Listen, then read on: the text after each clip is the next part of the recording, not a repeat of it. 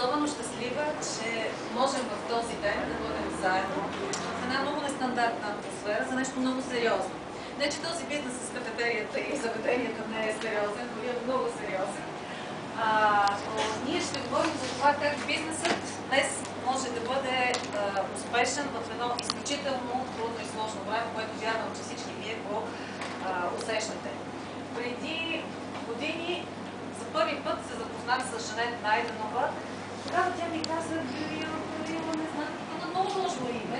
Аз се чудих какво е това. И когато го видях изписано, да казвам си, каква е тази Борила, какво е това нещо, да мога да разбера.